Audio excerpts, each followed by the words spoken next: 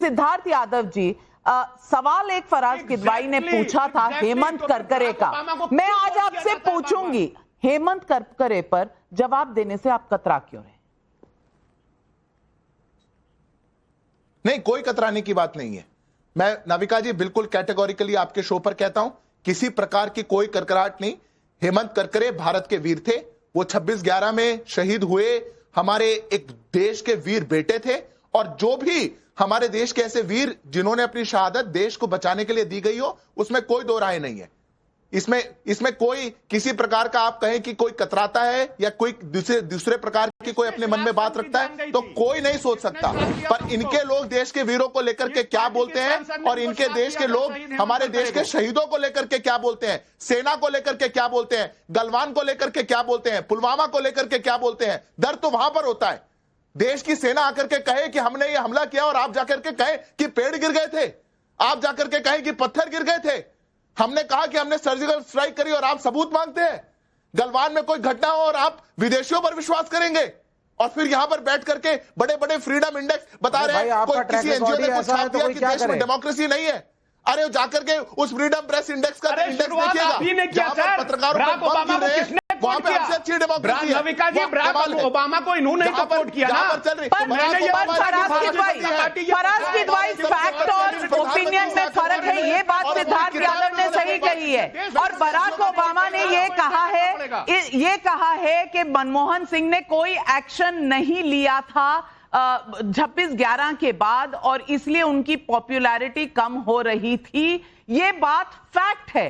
ये बात तब के इंडियन एयरफोर्स चीफ ने कल मुझे एक इंटरव्यू में कहा है, फली होमी मेजर साहब ने कहा है कि तब हम तैयार थे, हम 15 दिन तक तैयार रहे, हम इंतजार करते रहे कि 18 घंटों में हम पाकिस्तान पर वापस रिवेंज ले सकते हैं, लेकिन उन्हें ऑर्डर नहीं दिया गया। थोड़ी ना चलाएगी सरकार। हाँ, तो फौज ने नहीं चलाई, फौज वेट करती रही, लेकिन डिसीजन आया ही नहीं, क्योंकि डॉक्टर मनमोहन सिंह की सरकार में डिसीजन आता ही नहीं था। इकोनॉमिक पॉलिसी हो या इस तरह की पॉलिसी हो, किसी चीज पर डिसीजन नहीं आता। इश्करण भंडारी, अब फराज किदवाई साहब कह रहे हैं कि फॉरेन एजेंसी को आप लोग कैसे मान लेते हैं? 2 मिनट पहले दुहाई दे रहे थे कि भाई कोंडोलीसा राइस से बात हो गई थी, अरे हाँ एक्स्ट्रेडिशन मांगा था, केस हार गए थे, एक्स्ट्रेडिशन मांगा था, केस रिवाइव करने का कोई यहाँ पर पहल नहीं की गई थी, लेकिन एक्स्ट्रेडिशन मांग ली थी। मैं नाविका जी मैं आपको एक लीगल स्ट्रैटेजी बताता हूं। 2 तरह के केस डलते हैं। एक केस डलता है हारने के लिए कि हम हार जाएं और कह दें अरे कोर्ट ने तो हमारे विपरीत फैसला कर दिया, स्पेशली फॉरेन ज्यूरिसडिक्शंस के अंदर, अब हम क्या करें, कोर्ट ने नहीं मानी हमारी बात। दूसरा केस लड़ा जाता है कि केस हम जीतें, जिस तरह जीता गया तहुआ राना को लाया गया और प्रेसिडेंट ट्रंप ने मीटिंग में बैठ के बोला very evil person, we are sending him back to India. तो लड़ने के भी स्टाइल है, आप लड़ें हारने के लिए ताकि आप पब्लिक में कवर हो जाएं और आपके वोट बन जाएं और आप अपने वोट बैंक को बोल पाएं देखिए हम लाए तो नहीं उसको, पर कोई आप पे इल्जाम ना लगा पाए। और दूसरा, तन मन धन से लड़िए। 2011 में एज अ मुख्यमंत्री बोलिए और 2025 में एज अ प्रधानमंत्री लेके आइए। पर जो मैं अगेन बात बोल रहा हूं, लीगल राइट्स की बात करें, पहले तो कैटेगरीज हैं, भारतीयों के लीगल राइट्स क्या हैं, एक पाकिस्तानी टेररिस्ट के लीगल राइट्स क्या हैं, ये सब इवॉल्व भी होते रहता है over the period of time. Extradition treaty में क्या है, उसका उल्लंघन हुआ नहीं हुआ तो प्रूव कैसे होगा, बहुत सारी पॉसिबिलिटीज हैं अभी, जिसके लिए इनको मानव अधिकार याद आ रहे हैं, इनके अंदर टेंशन हो रही है, तभी ये उछल उछल के बोल रहे हैं कैंसर पेशेंट है, कैंसर पेशेंट है। अरे भाई ही शुरू हो गए, आप वकील हैं, आपने एक्स्ट्राडिशन ट्रीटी पढ़ी है, पहले बताइए। प्रेडिक्शन है, आपने एक्स्ट्राडिशन ट्रीटी पढ़ी नहीं, आप आ गए यहाँ पर ज्यादा और बार होगी। अरे भाई जो एक्स्ट्राडिशन ट्रीटी हमने साइन करी है उसमें 3 चीजें सुन लीजिए, आप टॉर्चर नहीं कर सकते, सुनिए कानून, आपको उसका इलाज कराना पड़ेगा। कानून भी सुन लीजिए। ट्रायल उसी मैंने बोला जिसके लिए मैंने टॉर्चर बोला भी नहीं है, मैंने टॉर्चर बोला भी नहीं है, मैंने टॉर्चर बोला और यहाँ हर आदमी देशभक्त बोला जा रहा है। मैंने सिर्फ बोला इनहैंस्ड इंटेरोगेशन, आपकी इंटेरोगेशन से आपको टेंशन हो रही है, इंटेरोगेशन से। अरे हमें नहीं हो रही, एक्स्ट्राडिशन ट्रीटी की सच्चाई पब्लिक को पता लगनी चाहिए। आप उसको टॉर्चर नहीं कर सकते, हम आज साइन करके आए हैं, हम उसको उसी केस में ट्रायल देंगे जिसके लिए बुलाया गया है। नाविका जी देखिए, अरे जो साइन करके आई है भारत सरकार में, तो वो बता रहा हूँ जी। देखिए आप यहाँ पे चैंपियन बने। दर्दे जिगर, इतना तहव्वुर राना के लिए गाड़ी निकलवाइए, इन्हें सुप्रीम कोर्ट जाना होगा। सुप्रीम कोर्ट रात को बैठेगी इनका दर्द सुनने के लिए। मेरा दर्द नहीं है। नहीं दर्द सुनेगी ना, क्योंकि आपको अभी से लीगल राइट्स की चिंता हो गई है। मैं सिर्फ ये साबित कर रहा हूँ पब्लिक के सामने कि यहाँ बीजेपी वाले और उनके समर्थक देशभक्ति का नकाब ओढ़ रहे हैं, जबकि जो साइन करके आए हो एक्स्ट्राडिशन ट्रीटी, उसके हिसाब से आपके पास बहुत लिमिटेड राइट्स हैं। जवाब देने दीजिए। ओहो, नाविका जी जवाब देना है। छोड़ दें, तहव्वुर राना को छोड़ दें। पार्टी में लेना चाहते हैं आप? 15 साल बाद पार्टी में लेना चाहते हैं आप? 15 साल बाद सवाल पब्लिक पूछ रही है और पब्लिक का गुस्सा, पब्लिक का मूड समझने की कोशिश करिए। सुंदरम पी का बेंगलुरु से सवाल है, तहसीन पूनावाला आपके लिए।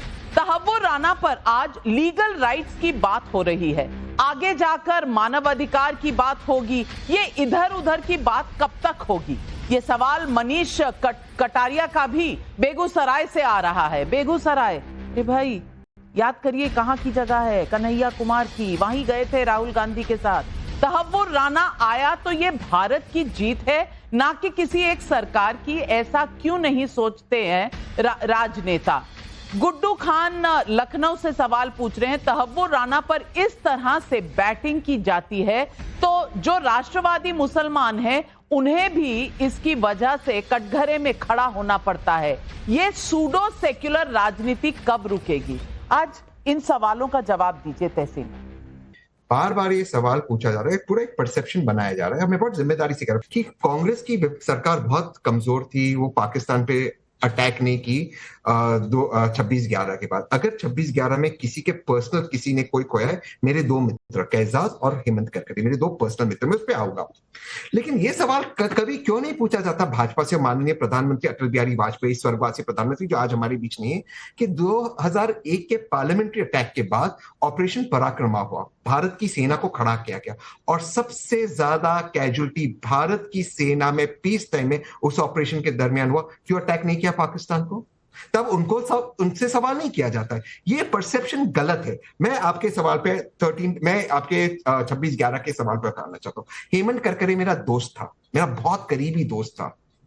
उस दोस्त को प्रज्ञा ठाकुर ने क्या कहा, मैं उसको साध्वी भी नहीं कहूंगा और मेंबर ऑफ पार्लियामेंट भी नहीं कहूंगा। उसके बाद रिपीटेडली उसने उसको किस तरह से उनको बेइज्जत करने का काम किया। उसके बाद माननीय प्रधानमंत्री मोदी जी ने आपको कहा व्यक्तिगत तौर से मैं उनको हृदय से माफ नहीं करूंगा, बट एमपी का टिकट दिया, एमपी बनाया। उसके बाद भी उन्होंने हेट स्पीच किया। क्या भाजपा ने उनके खिलाफ कोई क्रिमिनल एक्शन लिया? प्रज्ञा ठाकुर पर बॉम्बे हाईकोर्ट ने कहा कि इनके खिलाफ टेरर चार्जेस डिसमिस नहीं कर सकते, इन्होंने देश को तोड़ने की कॉन्स्पिरेसी कही नवरात्र के समय, ये बॉम्बे हाईकोर्ट ने कहा। आज भाजपा के लोग जो वहां आके मानव अधिकार की बात करते, क्या कह रहे थे प्रज्ञा ठाकुर के बारे में? मैं यही कह रहा हूं कि मानव अधिकार ये देश में संविधान देता है, उसके अनुसार चलेंगे और संविधान के अनुसार राणा को 72 हुरों के पास भेजना है। लेकिन भाजपा का जो स्टैंडर्ड है वो मनमोहन सिंह जी के लिए अलग क्यों होता है, वाजपेयी जी के लिए अलग क्यों होता है, प्रज्ञा ठाकुर के लिए अलग क्यों होता है? ये सवाल बहुत जरूरी है।